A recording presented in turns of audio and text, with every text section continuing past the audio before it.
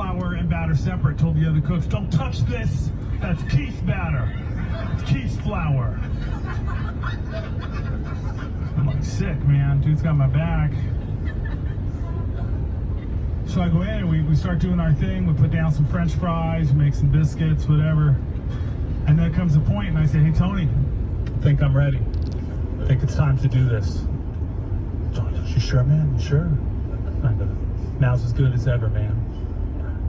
Let's do it, bro.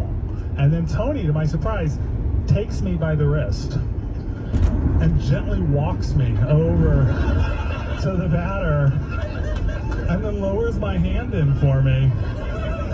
He kind of moves it around a little and he takes it out and he gets down on one knee and he like studies it, looking for thick spots. And then he walks me over to the flour.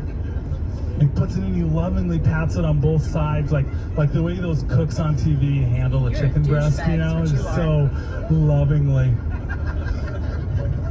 Takes it out, and again I get a thorough inspection. I tell you, I have 4 brothers. I'm not used to this kind of personal attention, and I like it. And then Tony walks me over to the fryer. That's the lane now. He's gonna drive over there. Like a father handing off the bride at her wedding, lets go of my wrist. It's time for my hand to go and be its own thing in the world. The thing that should not be. And there I am. I'm holding my right hand, a teenage boy's right hand, like his best friend in the world.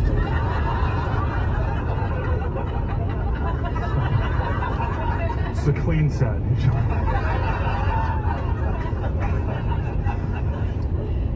And I slowly start lowering it towards the grease. So I have this in my memory banks, first-person memory of lowering my hand into a vat of boiling grease.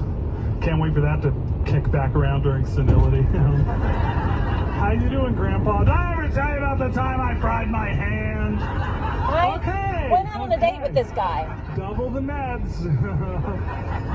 That's not the right name, but he's telling us there were 2 guys that did it at the same time. They were buddies. My wrist. And I'm so this has got to down be the other guy. Arm, ending right there, and then just seeing this bubbling, hissing grease. Tony did a good job. No thick spots. Nothing bubbled off. Tony leans over and he whispers in my ear, "Don't let it get as hot as when there's one finger, because there's more surface area to keep heating up when you pull it out." And that's when I knew what love was.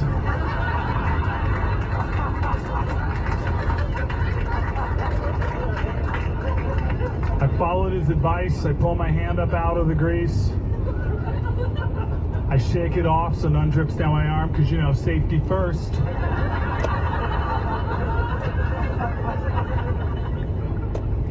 Why would you do this? Then I hold my hand up. I mentioned to you that I'd written poetry. Dumb kids. I also dabbled in painting. I was in a rock and roll band or 2. I write. I'm a stand-up comedian. I've never created anything that came close to rivaling the beauty of this golden brown Kentucky Fried Hand. Original recipe.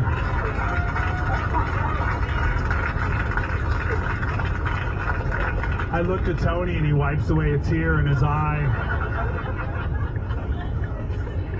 It says Kentucky. And between me and Tony, we knew that we had created a masterpiece, The and thing that that this should had not to be be. shared with the world. But here's the problem. This was the early 90s. No, it Heck, this wasn't. may have even been the late 80s. Yes. There it was no Instagram. There was no Twitter, no Facebook. Heck, taking a picture cost money. We didn't have any of those things. But we did have one thing. A dining room. And that's when I hatch a plan. I'm gonna grab my hand right below the wrist and I'm gonna run screaming through the dining room. Ah! Ah! Ah! Tony says, "Bro, people are gonna puke."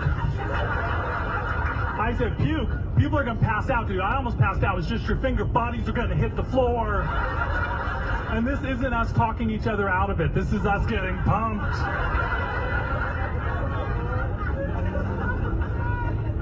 So I do it. I get that wrist. I've got my apron on. I've got my cook's hat on. I go heading towards the corner into the dining room. As I come around that corner, what I see is a mostly empty dining room. Yeah, because we're idiots, but we're not idiots that are doing this during the lunch rush, you know. I look, and the only people there are two little girls and their father, probably recently divorced because he has his little girls out to fast food on a weeknight. And his back is to me, but the two little girls and I lock eye to eye. And what's worse than me walking around the corner with this Freddy Krueger monstrosity for a hand is that I have a gigantic smile on my face.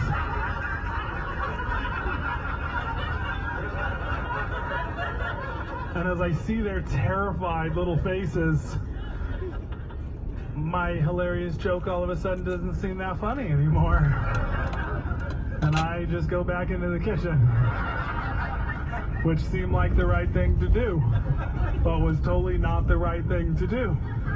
Here, children, see mind-numbing gore and a situation you can't explain. Now watch me disappear slowly back into the shadows. And know that no one will ever believe you that this happened.